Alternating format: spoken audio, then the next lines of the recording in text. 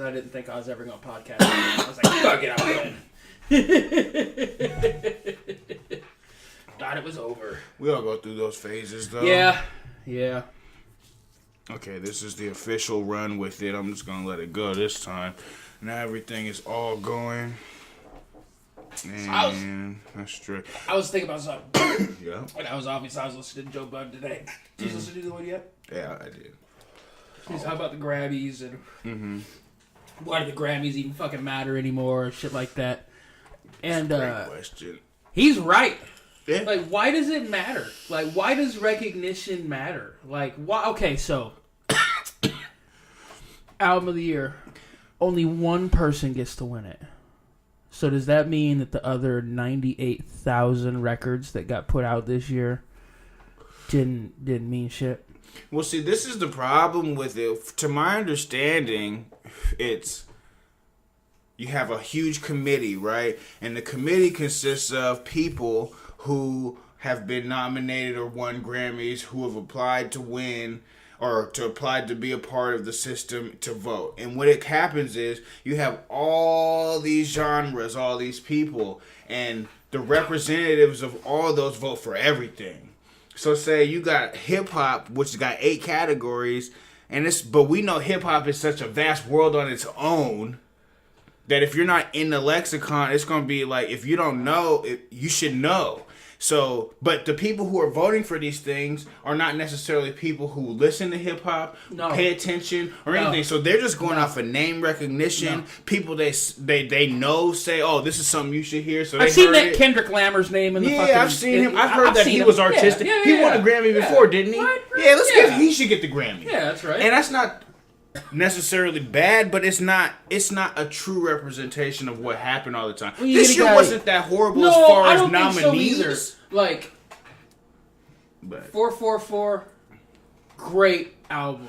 Yeah. Great album. Yeah. Damn, great album. Yeah. 24 Karat Magic.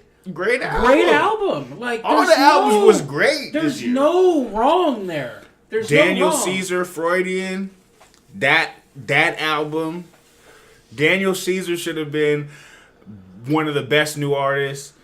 Daniel Caesar's album Freudian is a classic. I don't know if anyone else has heard that shit, but that is a classic. I'm not hip on my Daniel Caesar. Man, you get I've definitely played it during the little poker sessions. Okay. So you've heard it, you just don't know. Okay. But I'm comfortable with that. Yeah, exactly. You know, I've put it in your brain. I know you like it. I put it in your brain. I know you know. That's what I like to do, man. You can't always let people know what you're trying to teach them because everyone's defensive. And even your friends, not even on no bad shit. But if you sit there and tell someone, hey, I'm trying to tell you this for your good, they're going to be like, defensive. What is my mindset on that? But if you just drop it in there, it's about getting that unbiased opinion, too. Mm-hmm.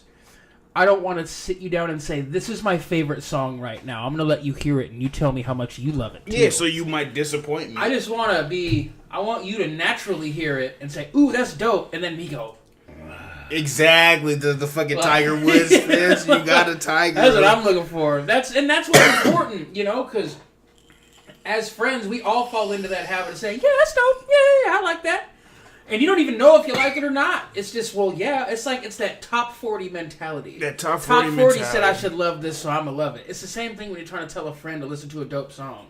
I don't want to set it up, hype it up. No, I know you're gonna like it because if I tell you to like it, motherfucker, you're gonna like it because we're friends. And that's exactly. Or if you don't like it, it's gonna be pressure on me to not disappoint you. So I'm gonna say I like it and then give you this fake reaction when it's just like, look, I'm just gonna drop it on you. We're gonna be doing something else. I'm gonna play it in the playlist. Hey, if you say something, you say something. If you don't, you don't. But it's in your world now. Yeah. So when I bring it up later down the street, I'll be like, nah, nigga, you was bobbing to that song. You can't say that's garbage. I love doing that to people. That's how you kill all that bullshit. Yeah. No, I had to text John Lemon one time. I was like, John, I have a really important question I have to ask you right now. He was like, okay. I was like, I need you to really be comfortable with this shit I'm about to ask you. He's like, what, are you gay or something? What are you trying to tell me? I'm like, no, dude. Like, I really need to know, is Justin Bieber dope? Man. And he's like, kinda, dude. He's kinda dope. I'm like, fuck. I thought I was going crazy. Yeah. Some of it, I'm telling you. I already know. I've put some time in. Some of it, it's not fucking bad. As a person, I don't really fuck with him. As a person, I don't fuck with him. But that's a lot of people. The music is undeniable, some of it. He's talented. There's talent, sing, it's undeniable. And the choices, the producers, the shit they put together with him, it works. And it's like, I'm not here to poo-poo anybody. No. Look. No. It might not be for me at that time, but there's going to be a time or an emotion or a fucking minute that I will feel that song, or maybe I don't. But I can move on. We're in 2018, dog. It don't matter no more. There's 40 million records on the internet. Yeah. My phone alone has 4,000 songs hard outside of Apple Music. Like, and then that. I came to a revelation today. I'm driving in the car, and I'm, because I pick up and deliver vehicles, brand new vehicles, not for a living, but it's part of my job. Yeah, so I bring my cord with me, and I plug into every new car I drive, and I bump my shit. I'm trying to, I'm listening to my shit while I'm going. Test that shit. So I'm driving in the new Chevy truck today, and I plug in my phone, I go on my Apple Music, because Apple Music is the best music app for my money. Sorry, it's the one just I like the truth, And I saw that the new Migos album came out. And I kind of had already known, but it came up on my thing. I'm like, oh shit. And I came to the revelation, like, how fucking cool is it that I got a goddamn button on my phone and I can listen to any brand new album I want at a moment's notice. Right now. For $9.99 or $12.99 or whatever it is. For less than the price of one CD. I got everybody's shit. For less than the price of one CD, I have every song ever created. Other than like Garth Brooks and Jay-Z. Or whoever and else. And then like Apple Music is so crazy. And then like if there's artists like Lil Wayne who's in contract disputes and shit where you can't get his stuff. I have to go to YouTube. I just go to Dat Piff. Dat Piff got everything. Dat Piff has an app? Dat Piff has an app and it has everything. Oh my god. So YouTube is what I watch my TV on basically. I've been burning up my YouTube listening to the new. I bought YouTube Red on some bullshit like that because I have YouTube Red and I discovered it's dope. Not being able to turn off my shit. The Dat Piff. Well, if you have YouTube Red, you can turn your shit off. I don't. I'm not trying to pay $10, and that's the only there's function. More shit on there. They should just call it YouTube. Shut your phone. No, they have TV on there now, and they have live. No, that's TV. That's YouTube TV, I think. Oh, that is YouTube TV. YouTube but Red just has their own original program, like Netflix. It's not worth it. Literally, I bought that shit for a month trial and never canceled. No. The YouTube TV is okay. Damn, see my balls. YouTube TV is okay. Hair is coming out, like right here. It's not coming out. It's just thinner than mother-fucker. Yeah, you the light is not attack it early. I could just go ahead and go up, but I'm not embarrassed. Thing going like right here. Like when I comb every morning, I have to. Yeah, easily make sure that spot's good. And I don't know if it's I don't know if Ariel at fucking Sport Clip on Gravelly Lake in Lakewood just fucked up that spot a little bit and it's just not grown in right, or I'm 32. I don't know which one is correct. I don't know. I'm hoping she fucked my shit up and I'm not creating a bald spot because I'm not ready. I'm not ready. Man, I just started cutting my hair. Like getting good, like cuts. Barbering not your like hair. Fucking Coeur d'Alene, Idaho, fucking straight one. I had that for too long. I remember the first time that my dad shaved my head, I was in such a fucking fit. I didn't go to school the next day. Man, I didn't go to school the next day. It's funny because I've always had somebody at the house cut my hair. My dad or my uncle came and cut. I never went to a barber for a little stretch in like early high school. I did, but from the age of 15 till now, it's been me. Not cutting it. It was my dad or me cutting it for a long time. I got my first. And I'm not trying to steal this YouTube video that he got famous on, because there was this guy that got famous on my first trip to a black barbershop. Oh, word. Yeah. But I remember like 3 years ago where I went to a black barbershop for the first time and like changed everything. Got like a lineup and like I didn't know. Like I didn't know. Yeah. I didn't know that there was more to cutting hair than just cutting shit. Yeah. There's like I had no idea. It was fucking, so much like, and it's just a different experience. It's like the tire shine on your motherfucking detail. You have to. It's just the feeling of that razor on your skin. It's just that ultimate like. It's the crisp, and then the wind hits your shit, and you just feel the difference between your face and your scalp. Yeah, like and you it's could just my go. line is hitting right like now. as soon as you walk out, like I need to go do business. I need to Disclaimer, go do business, or I need to hit the club. I need to go to HD Hotspur. Oh, Lord.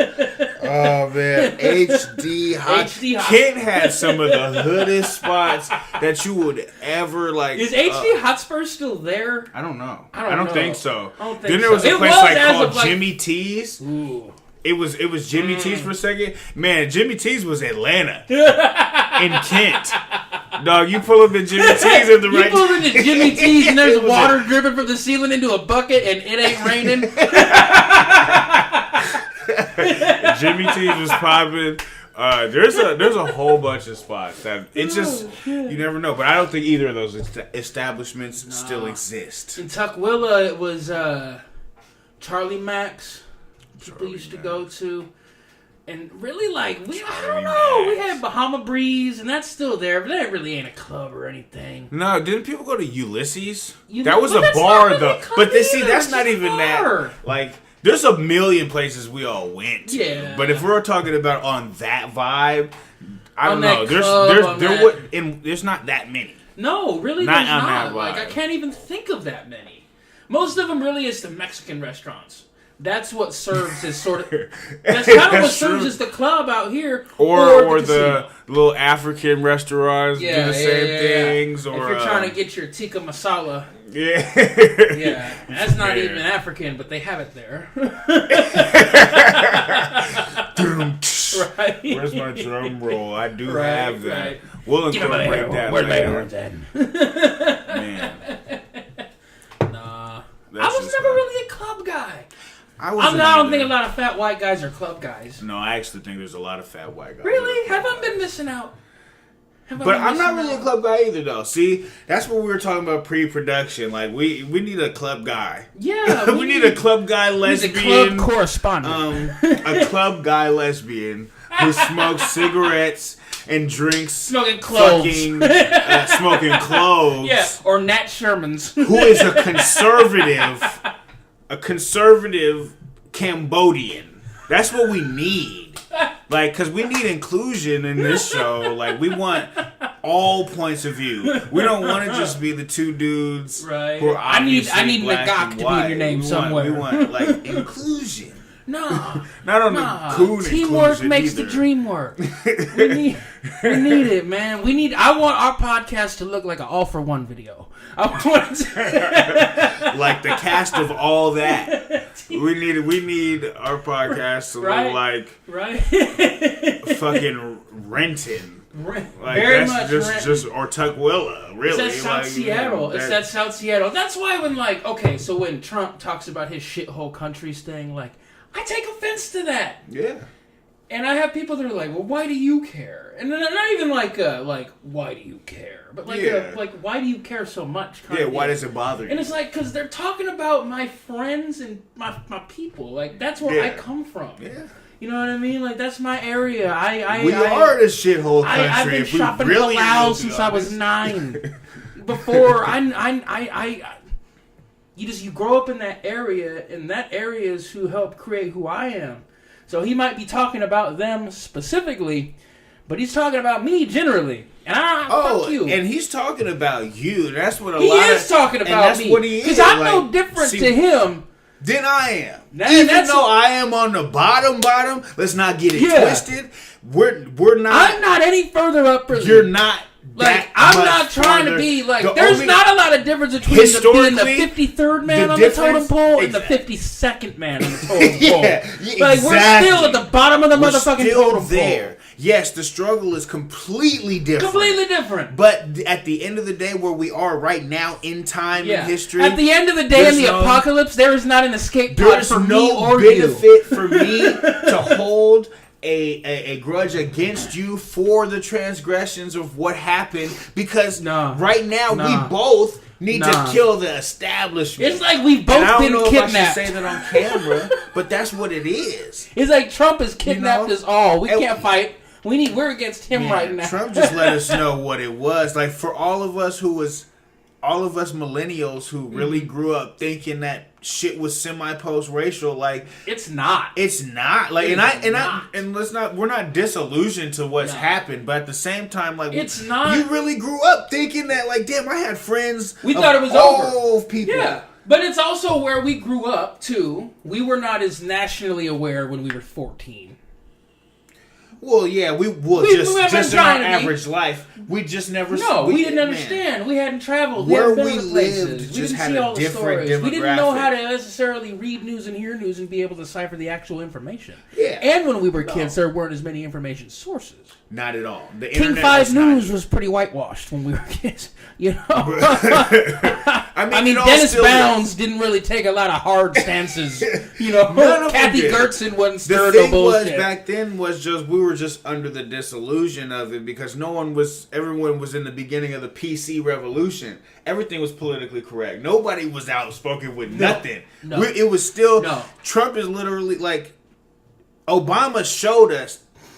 Because he got elected and we seen all these people come out the woodworks like monkey. The way I like to put it is and like now when Obama got elected, you're like, man, anything can happen. And then when Obama got elected, you're like, man, anything can happen. And then when Trump got elected, you're like, fuck, anything can happen. Anything. It's all on the table. It's all everything. On the table. This motherfucker, look at all the...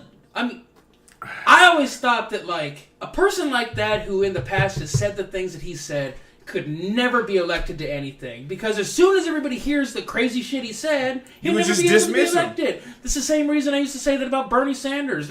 Bernie Sanders has been pro-reparations his whole career. His entire political career. I gotta correct you on that. Okay. Correct me. Wait for me to correct me. Bernie Sanders. But I specifically remember of an episode where he was on Real Time with Bill Maher. No, I'll tell you. We had a whole speech about where reparations is the right thing to do, and he was for them. You let most of white America see that tape. There's no way he's electable. Right? Exactly. So I thought that's what I always said about Bernie. It's like, okay, Bernie's cool, but wait till everybody hears crazy shit he said. He also came back and did this. Bernie Sanders was a guy who was he would back the idea of reparations, but he did not. This is what he said. He said that reparations would be divisive if he were to give the black community exclusively that. Mm-hmm. But what he also doesn't realize is that the United States has given reparations to the Jewish community who are survivors of the Japanese Holocaust. Community. To the Japanese. Not all of these people. All of them, because we also know back. Japanese people who ain't got those checks. We know Jewish people who didn't get those checks, so I don't want to paint a blanket statement at all.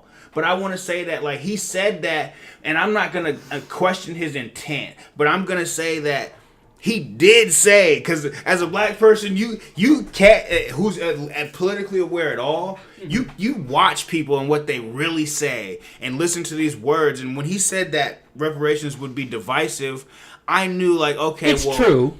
It is going to be divisive, but the truth is, fuck that. Nigga, my ancestors were slaves. I think it's like for divisive. me, first off, okay. Reparations. Let's get deep here for a second. We went all the way there. Okay, so like I have a few questions about not the expectations of it, but like the parameters of reparations. Yes. Right? Okay. This is a big one. And I'm just lay a couple questions out and then react. So let me get through a couple first and then. Mm-hmm. So like, when does it start and when does it stop? Mm-hmm. You know what I mean? Like, do we give reparations to every black person forever? No. Yeah. Go ahead. Go ahead. That'd be lay my them first out one. there. Lay the questions. Should the reparations just be a check, straight money, or should it be some sort of advantage that if you work towards X, you have X advantage? Where, like, this is what I would, and I don't even know if I'd say I would prefer this or whatever, but this would be my idea that would be something good that's not just, I don't like the idea of just giving a check to anybody. Because checks can kill lay it people. out there, Checks can kill people. But after the second point, I'm gonna respond. No, and that's what I'm saying. Yeah, for sure. Go ahead. What I think could be an idea is that maybe we give free college tuition. Totally. Or maybe we give zero interest business loans. Mm-hmm. Or maybe we give zero interest home loans. To where it's not just a straight check. I agree with the but if you want to go to college, we'll pay for it. And we're not paying for anybody else's, but we're paying for yours forever. And that's forever. Mm-hmm. Or I'm not going to give you a check to buy a house, but if you have a job and you're looking to buy a home, here's your loan. You don't have to go to a bank. You can go to this fucking government, and this is your loan that you get. It's a zero interest loan forever. Yeah. That would be my idea, something that's just giving a straight check, but it's constructive. And that's what it is. And so I want to answer. So now I'm just going to go with these 2 points. The gentleman from Fairwood has the floor. No, and I'm not even going to go on a long soliloquy. It's just going to be simple. Basically, everybody don't get it. Yeah. Not everybody who's black or considered black gets that check. My opinion is also not going to be, I don't think the majority opinion, but what I am saying is black descendants of slavery, American people. So basically that means American blacks. American black people who's been here 4, 5, 6 generations. And that's probably a pretty good majority. That's a good majority, but there's also an influx of Caribbean Americans. Yeah. Look, they just like Cubans, us, South Americans. You know, all these people, they look like we all look alike. You know, especially the ones who've been here 2 or 3 generations, 5 generations. But I want people who are really the ones who are descendants of slaves. Your mama, daddy, grandma, great grandma, great great great great grandma, all for everybody you've ever known or anyone's ever known has been here. And you black, like either Native American, black, or like you gotta be. There's a different. We know, and I'm not even. That'll be a different show. We know. We know. And I don't think we should get a check either. I think it's definitely checks are dangerous. I do feel like you do give some money, right? Now, if you gave them a check for $50,000, they wouldn't remember when Obama got elected, they'd be dead. And we got those. What was it? The stimulus packages. That was a Bush thing.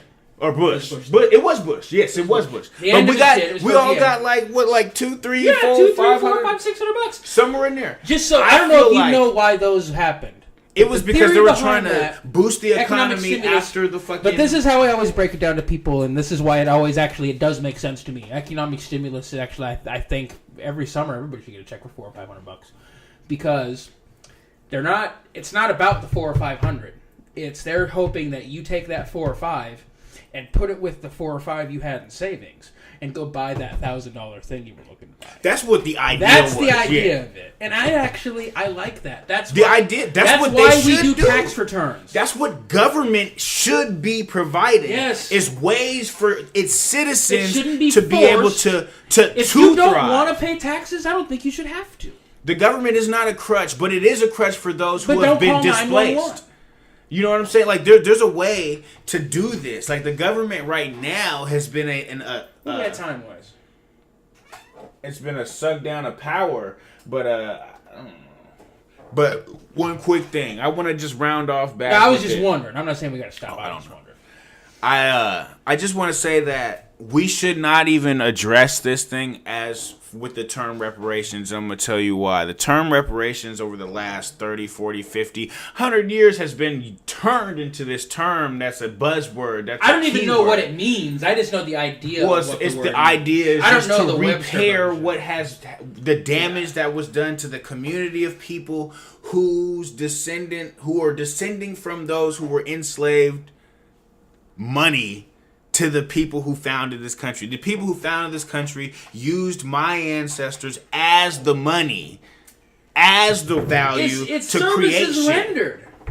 You know, but you know what I'm saying? Rendered. Literally, the companies that are still existing today that have the big britches got their first shit off of that, off of having slaves and being able to have free labor, and that creates wealth in any business. If you didn't have to pay anybody to work for you, you know how much money you would make? Anybody can start a business. If you didn't have to pay nobody, so they got to do that for 200 years. Yeah. You know what I'm saying? Like, and this is what people don't want to, and it's not to put that on anyone, but it's like, look, you're a racist. But look, this is what the system was. It's what it was. So when they abolished that and they took the money away from that, we were supposed to get, each one of us, 40 acres and a mule. That meant we would each get some property and an ability to use our skills to make our own money. But that didn't happen. And there was never an aid to be able to, like, okay, here,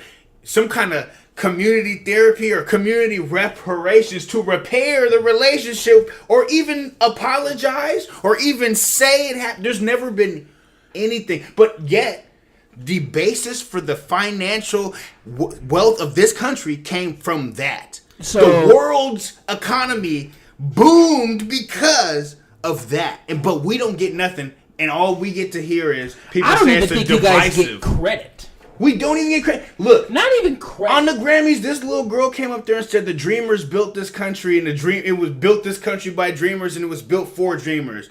And I know what she meant.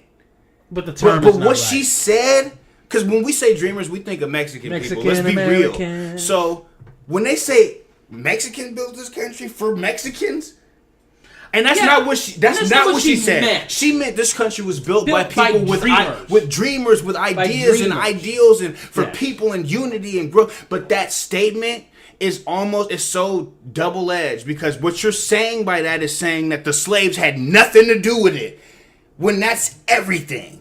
Yes, it was dreamers. The white people had dreams, but they used the slaves to accomplish them. And if we don't ever acknowledge the slaves, then we will never get. If somebody just gave me all the money, my restaurant would be cracking. And they keep rolling out Tiger Woods. They keep rolling out Michael and Oprah and say, "Look, everybody, look, black people are doing. You can do it too. But if you're supremely talented over any other person in America at something, you can be successful." The only disagreement I have with your answer for that reparations was like, if you have a job, go do. Well, look, niggas can't even get the job. But I'm not saying just give it to anybody. And that's what I definitely we'd have to definitely come up with a way. But there is something owed though. If you do it with a zero interest loan, it shouldn't even matter. You do it with free college, it's an investment. It's not even giving the money away, it's an investment. But even the biggest point too is also that it's owed.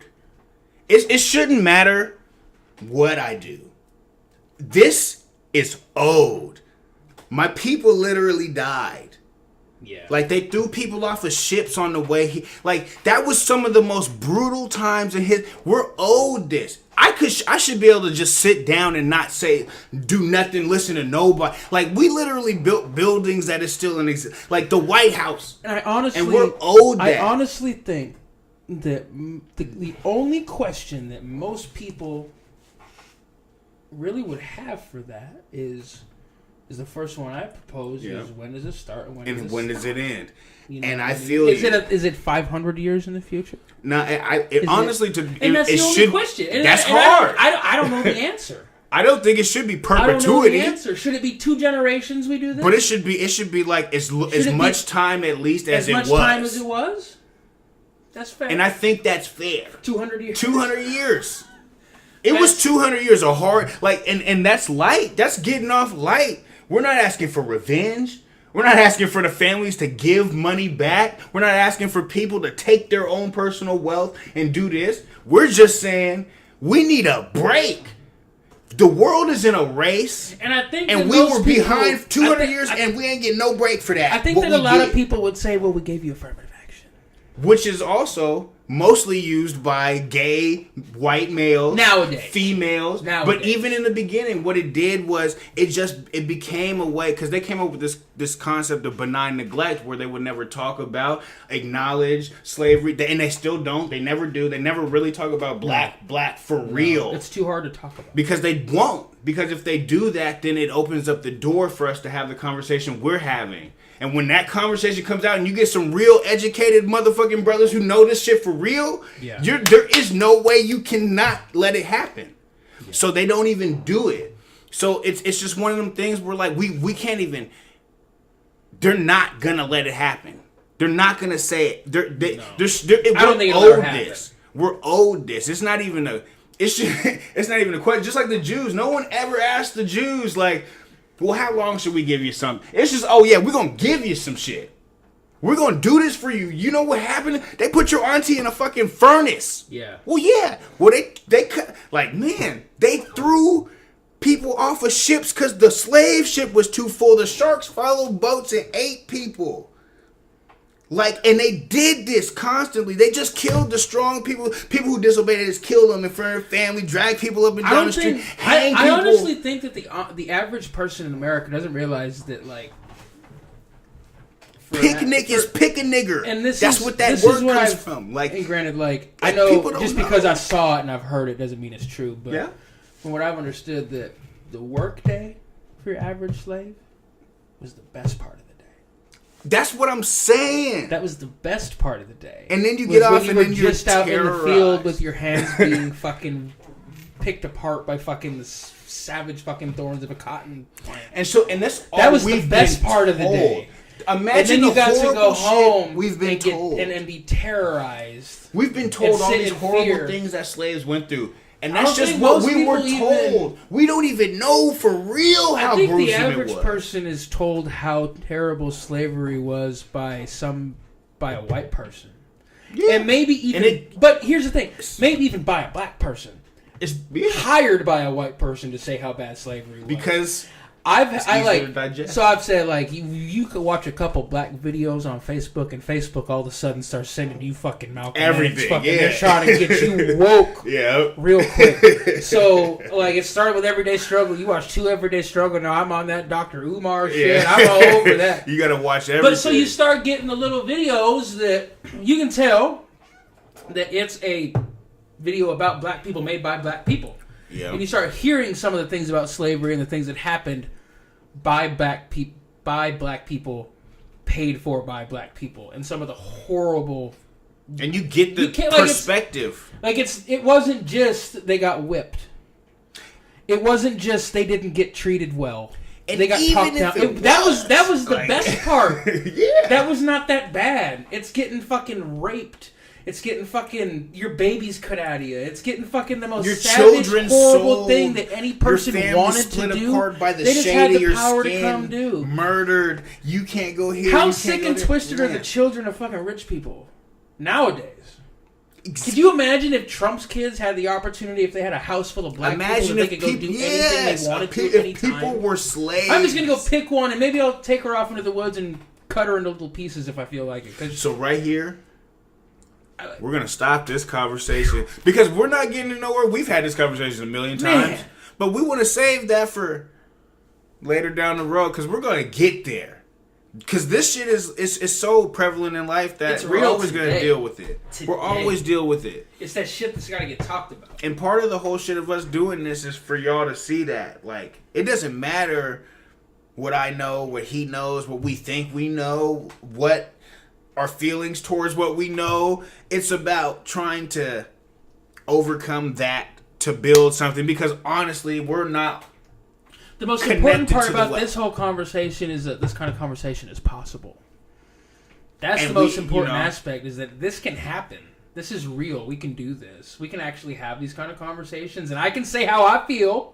Yeah. And you can say how you feel, and maybe it's not like... It doesn't have to be succinct, but like, you understand what I mean, and I understand what you mean, and that's the most important part. And if we don't, we're going to iron it out. Anywhere we're going to have that first one.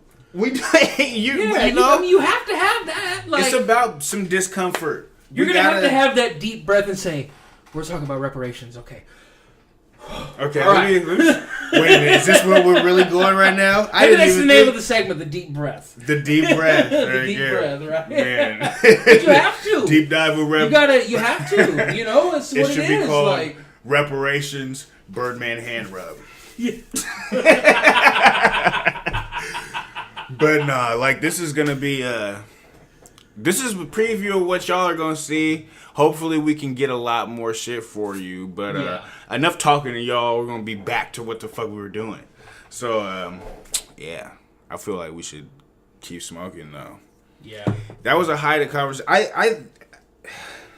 It's divisive for the same reason that it's hard to even. We're trying to just form the middle ground, right? Yeah, we're trying to find out where it is. Before we can meet on it, we're trying to even build the platform for it, because there's scholars on either side who will tell you, not even say either side. There's scholars who will tell you why reparations is needed. It's not reparations, like I said. It's the redistribution of maldistributed wealth. That's it. That's what it is. Because if we call it reparations, people can pick that apart. Yeah. They've had 100 years to pick apart reparations. It's the redistribution of wealth.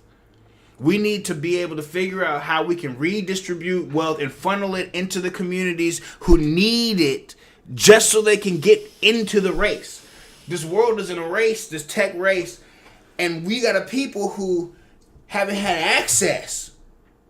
And it's not just all black, but I gotta speak for black because that's what I am and that's what I know. But if you don't have access to it, how could you even get in the car to get in the race if you don't even know what the fuck it is? I saw a meme on Instagram, on Insta-Lie. Insta-Lie. And it had a picture of this white lady, and it was her high school yearbook picture, and it said her name was LaWanda Johnson. And the thing on top was, I bet she has no idea how many times her resume has just been thrown away. It's so fucked up. But it's true. It's like, cold-blooded. No, thank you. See, like, you know, like, it's fucked up, but it happens every day. I would go out of my way. Oh, I want to talk to LaWanda. Yeah, I was just trying to see what LaWanda's about. I'm trying to see what Rashida's doing. I'm trying to see. I shit you not. There used to be this older black lady that worked at the drive-thru at Taco Bell that was so fucking good at running that goddamn drive-thru that I swear to God, I felt like offering a job answering phones at my place. Like, I know you're making 11 here. I'll pay you 13 just to cover the phones and fucking talk to people. Because, like, if you can run a goddamn Taco Bell drive-thru at a 9... I can get you to a 10 at my shit. Yeah, with $2 an hour and a healthcare plan. Fuck, you're gonna rock it. And then she disappeared, and I can never. And see that I legitimately felt like doing that. If you were able to do some shit like that, that's the kind of shit that makes the changes that people need to see. It's not. It's like, look, don't hesitate to do the good thing. If you feel that way, do it. Especially when you know the state of where we're at. Yeah. Because it's easy to help. Some people are easier to help than others. We can get into that. Like, you know, like you might have people that you know who are struggling, right? And you want to help them, but you can, if you know that they have the means and the wherewithal to be able to help themselves or find other help within their own circle, you can't then put your efforts into that. Because now you're wasting your energy. If you know this person is just, they're just sucking your time away now. Because you know that person is well capable of getting out. But it's those people that you know are trying, who can't get out of a circumstance that you can really lend a hand to. Those are the ones that you're supposed to help. You shouldn't feel obligated by any other types of ties, especially when you know a person is capable. We're supposed to. I feel like enabling is almost selfish on the enabler's part. Yes, and that's what that is saying. Most of the time that people do good things, and it's okay. And, like, it's, like, it needs to happen, and it's good that it happens. Mm-hmm. Most of the times that people do good things, it's because they want to be recognized for doing a good thing. Case in point, it drives me crazy, and I've had to tell my dad, like, you've got to stop saying this, is that people come in to my business, and they want, like, they'll say, hey, can you give me something so I can raffle it off to raise money for my XYZ, soccer club, fucking Boy Scouts, whatever, fucking Heart Association, whatever. And my dad's big thing is, well, you know, I'll give it and that's fine, but you need to send me something that I can put on the wall so people can see that I did it. Mm-hmm. And I'm like, that's cool, but you understand that that's not the reason why anybody wants to do that normally. Like, that shouldn't be the reason, and it kind of makes it look almost petty. And it's good that you're doing it, and it's hard to criticize somebody's good deed, almost, but it's like, that shouldn't be the reason why you want to do Nah, definitely. Not. But that's the reason why most people do good things. I would say.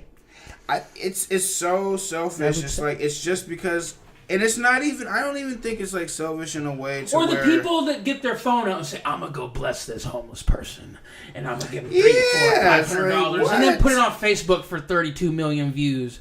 You didn't do that to give that girl no blessing. You gave that girl to get 32 million views. You notice my Pittsburgh Crawfords jersey, and you know what that means. Mm-hmm. I'll fuck with you. We know we're baseball people. You know what I mean? Like, that's one of those things where, like, that's an identifier. Definitely. I can definitely understand that. I just got to put this timestamp in so I know when that shit popped off. Still getting used to this shit. Like, I can understand the 4 minutes. Rip City. Yeah, just the importance of a producer having that person just actually fucking manning it at the same time. We need an intern. Man, we can podcast intern. We need a little intern. We need a friend who wants to be involved but is shy. Somebody who wants to talk, but doesn't want to talk all the time. But doesn't want to talk all the time and wants to just kind of be a part of the team and get a hang of the controls. You know what we should do? And I've thought about doing this for shit. Go put up a fucking ad at all these fucking art schools. Yeah, Go just do one of these randos. Hiring for podcast producer. We'll pay in bong hits and lumpia.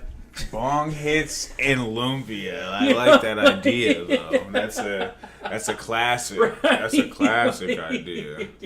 I mean, are there two better things? I don't think so. No, that's pretty legit. Like, I'd do about anything for bong hits and lumpia. That game is out here. This fucking illegal streaming shit. That game is not trying to stream. Right. So I gotta stream something a lot better than that. Being what is this? Dallas and Phoenix. I'm sure this is gonna be just the top cream of the crop. Somebody's already heard. I don't know. Got them doubled up. I don't know. I think it's just it's having trouble because I'm recording all this shit at once. Oh, there you go. I don't know, but yeah. Got this. I was gonna put some dab in there. All right. Man, I really feel like I've cheated on flour recently. Like, when I started smoking weed, it was all about just the mission of calling somebody or getting the guy to get it and then, like, taking the time to roll it up and everybody chopping it up while you're rolling it up and then smoking it and taking forever to do that, and it was just a whole thing. And now with this dab and concentrate revolution, it's just like, oh well, let me just put a blunt in this little piece right here, stick it in this thing, and I'm good. And it's not even as communal as it once was. Like, I feel like a big part of weed in the beginning was the community part of it. Just being able to...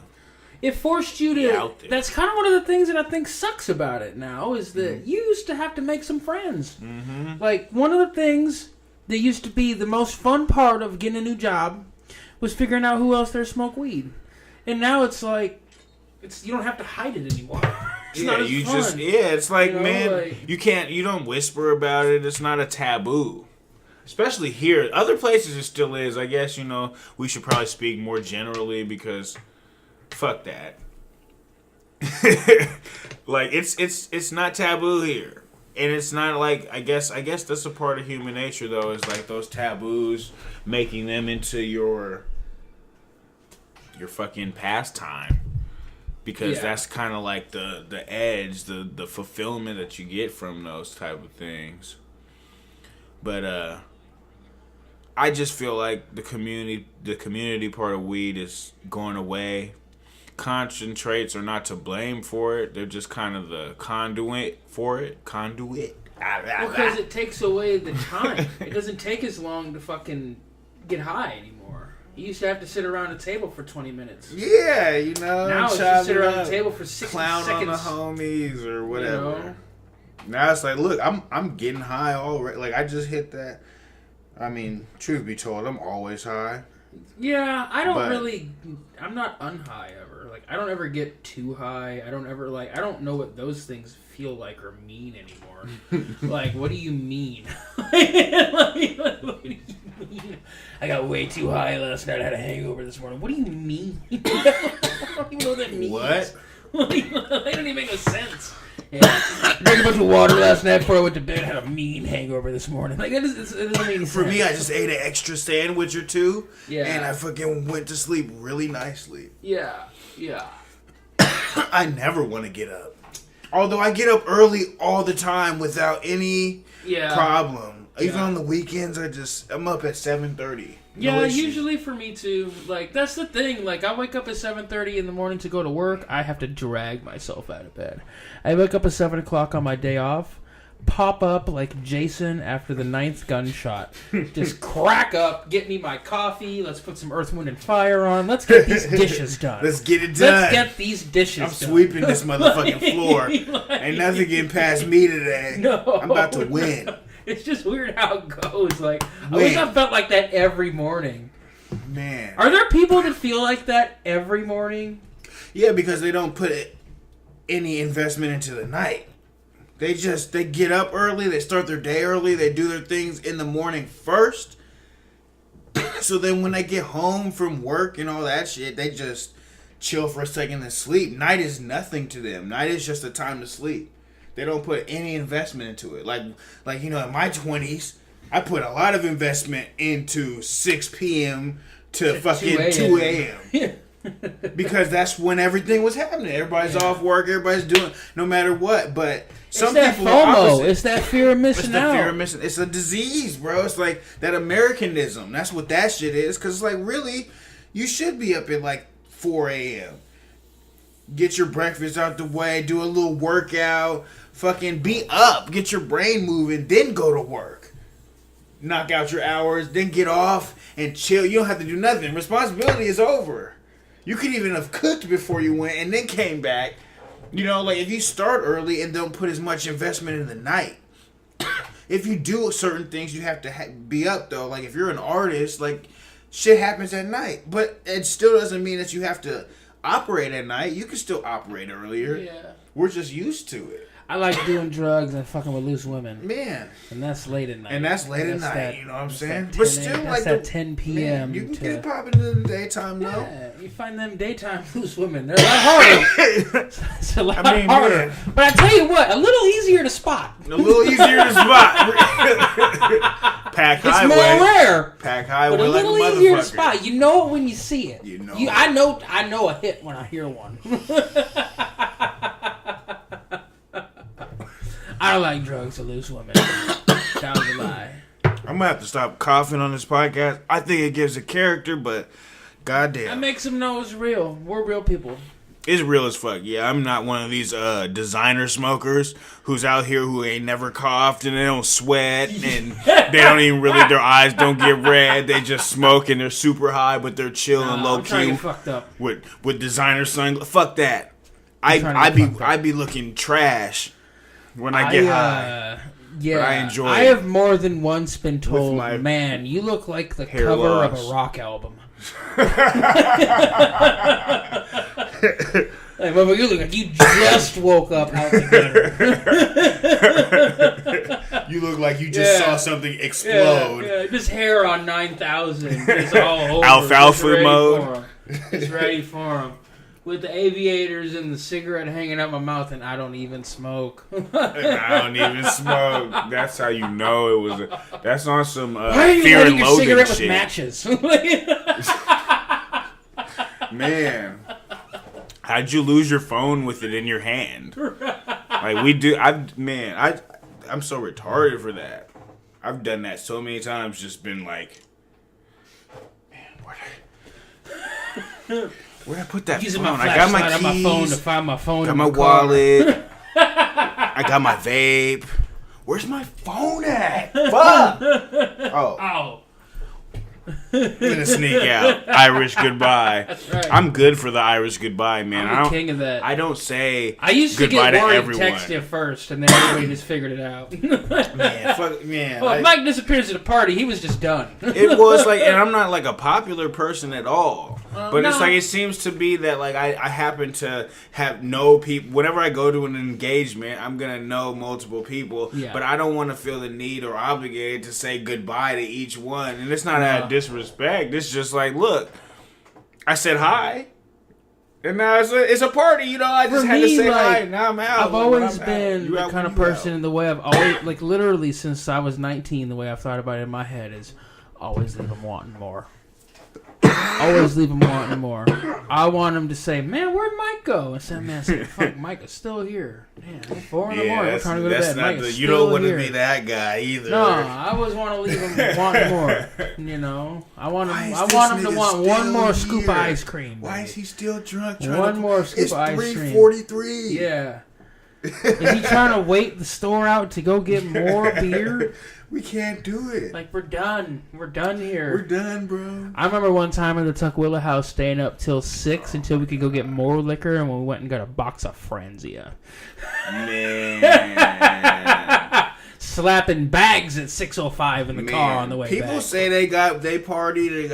I don't think they bench pressed bikes naked in your front yard party. We were partying. I don't think they We basically lived in a crack spot. We lived at a crack spot. I mean, there wasn't no crack. It was everything wasn't no about crack, a crack spot minus the crack. Everything about maybe there was crack there. I didn't do any. Maybe people did. I'm sure crack came through. I'm sure. I guarantee there were some more than one seedy time that came through. Crack had been smoketh. One time at that residence. At one time in that house before it burnt the fuck down. Yeah, before somebody arsoned the homies out of the house. Do we really think it was arson? Yes. I saw bad wiring. I saw blue arc sparking. I saw bad. The house was in a shitty condition. It was bad. But there's David Miller's like, I'm gonna replace the wall before I leave. It's like, which one, motherfucker? You fucked them all up. I just know that there's a certain trio of people that everybody thinks did it. And I don't even want to get into it. No, we ain't gonna get into it. They might eventually get around to see it. They might be watching. If you're watching, we know. We know. We know. Just don't do that shit to me, because I will die over trying to get vengeance. Even though I know it's a fucked up emotion and it doesn't come with anything positive. But the Kraken we were drinking said, "Go ahead." Shit. I'm gonna die over trying to kill somebody over vengeance. So I had to have that conversation with somebody the other day. I don't want to do I'll get into the conversation that I had to have with you later on off the air. Yeah. But I had to say, I don't know how I might react. Man, you might want to be careful. I'm just saying, I wouldn't take the chance, because I don't know. I'm a scary motherfucker. I don't know how I might react to some bullshit. Yeah, so you might not want to take your chances with me. Yeah, exactly. Yeah. It could go left. Yeah. Shit could go left. Yeah, violent left. Mm-hmm. Violent left. That's repressed memories left. Like you ever left. That's right. They can get twisted. So for just the public's sake, we're gonna probably mention the Tuck House again, but we'll keep some of these names out because it's still one of them things that's sensitive. Some of the names and locations have been changed to protect the identity of those affected. See, that was fucking perfect. That was I'm we'll saving call it that. The Buck House from now on. It's the Tuck House. It was in Tukwila because it's not even there no more. They put a whole new house over there. Like, that shit doesn't exist anymore, so we can call it what it is. But it's just the characters will remain disclosed. That's right. Just know the homies, we all were there for like a year and a half, and then it burnt down because somebody set it on fire. Yeah. Allegedly. Almost killed people. Oh well. Damn. Count your blessings. Do that. Sometimes you gotta follow a breadcrumb trail, even if it's fucked up bread.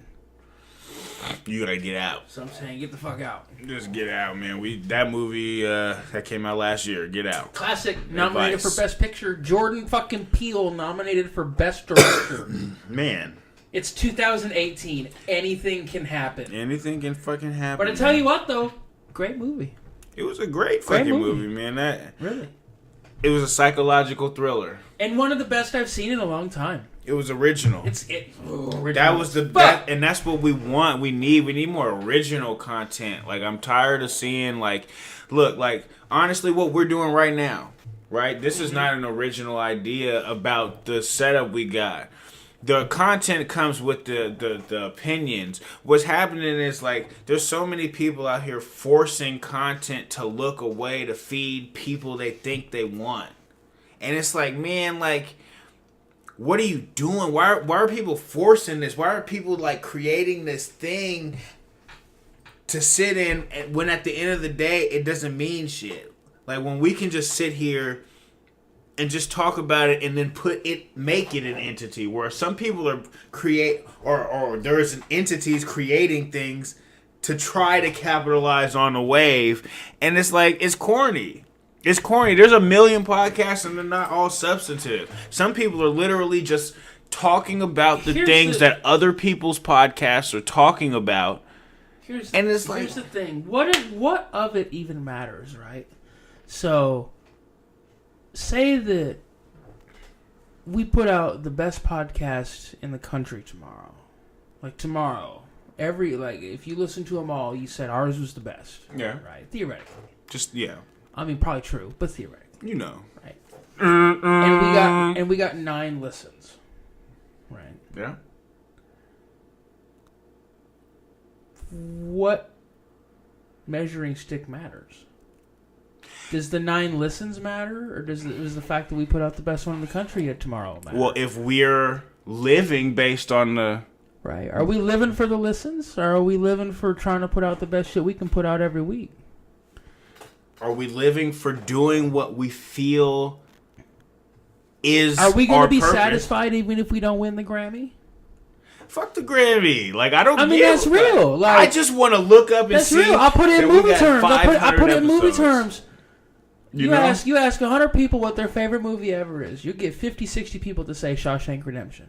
Right? Well, that's a pretty popular movie. People love that fucking movie. That's the #1 white people movie of all time. I mean, that's... well, it's at least top 2 or 3 white people movie of all time, right? He's going there with Didn't win Best Picture. Didn't? No. Does anybody even know that or remember that anymore? Nobody gives a fuck. No, because everybody saw Tom Hanks play. I may not know much, but I know what love is. They saw him play Forrest Gump. They got a hard on and they voted for him. And that's fine. And that's okay. Yeah. That's a good movie, too. It don't hold a candle to Shawshank Redemption, right? But what measuring stick matters?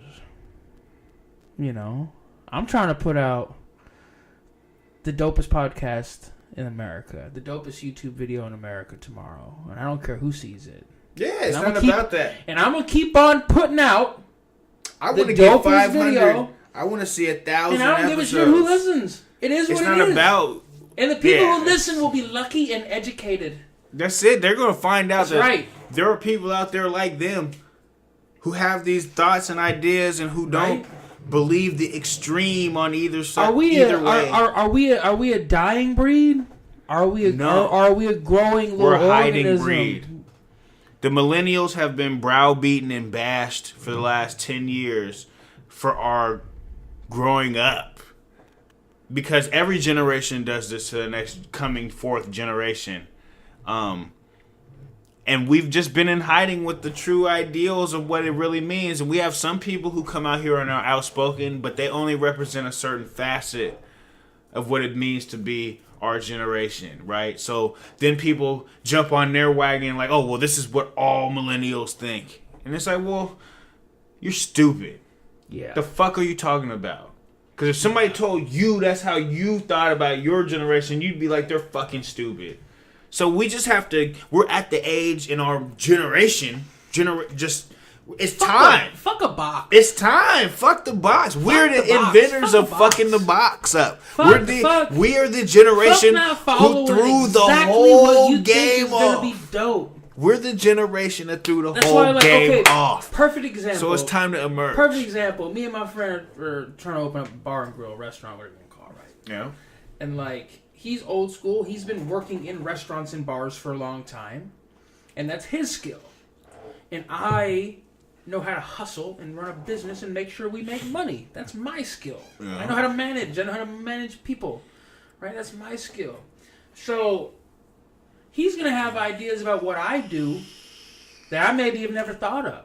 And I should probably listen to. Yep. And I'm going to have ideas about shit we should do in the restaurant and bar that he's never thought of and he should listen to. Definitely. And that's the thing, is that you got to be well-rounded and willing to take a tidbit of another view. Receptive. You have to be receptive to it. And it's so fucking crucial.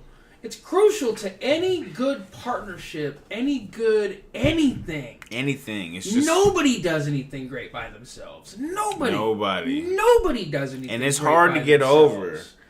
Like that. You have to have somebody see you and discover you and help you. Because you feel feel like to have once, somebody help doesn't it you. feel like though, like when you discover yourself, right? You know, you go through a time period where you don't know exactly who you are or what you're supposed to do, and you just kind of you're clinging to anything, and then you discover it, and then you get this false confidence that leads you into the passion of the pathway that you get into. But then it's almost like once that false confidence gets you in the door, you have to let it go. Because you don't want that to blind your judgment now. Because that false confidence is what you need to get through the peons. In all honesty, you need to be delusional. Smooth operator. You gotta be delusional a little bit to get through the masses, because the masses all got the same dreams. But if you really are a standout, you gotta get through. So you gotta at least get through. Crazy enough to think it's possible. But once you get to the door, you gotta check that ego shit and you gotta drop it. Now Hollywood's a different beast. We're not connected to somebody who's really in Hollywood. I know a bunch of people that do a bunch of things. Nah, my sixth grade teacher's son was an extra in a Jim Carrey movie when I was in 13. That's as close as I got. My band has a song in a B-rated movie that was on Netflix. We were in a podcast that once got 600 listens. That's I mean, like the Gifted program sold 17 albums or whatever it was. That's what I'm saying. You know what I'm saying?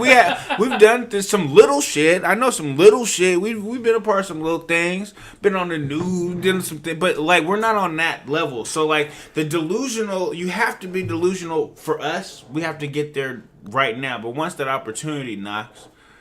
And I'm not saying it's not already knocking. We're just not going to let everything out the bag. But you also can't sit back and wait. You can't. That's the thing. You can't sit back and wait for investment opportunities to knock on your door. You have to go find them. You got to take everything. You can't wait for good things to happen to you. You have to go make them happen. That's just the way it works.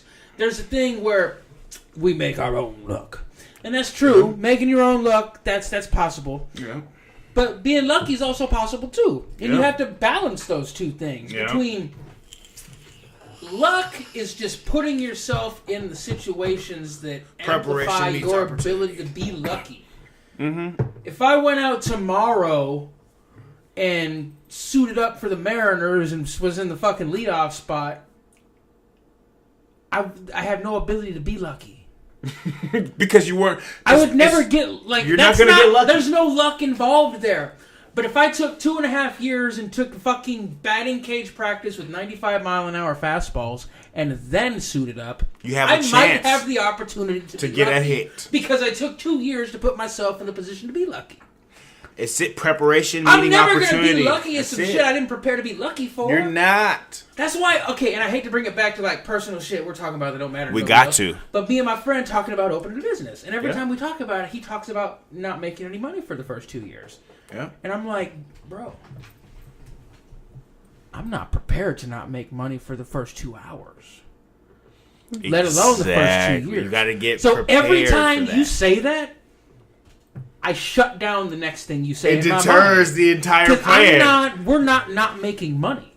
Just like that's not a possibility in my head. Yep. I have never not made money. Yep. I don't care if I gotta sell fucking goddamn steps out of the fucking back to make money.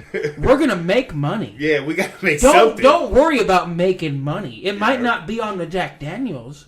It might not be on the chicken wings, but we're gonna make money. We're gonna make something happen. Don't ever even start a conversation or end a fucking query with because we're not going to make money or if we don't make money, because that's not in my That should vocabulary. be a given, right? Like, because I know what you're saying. It's like, look, understand that. I'm preparing to make too much. I'm preparing. I want to be prepared to be too busy.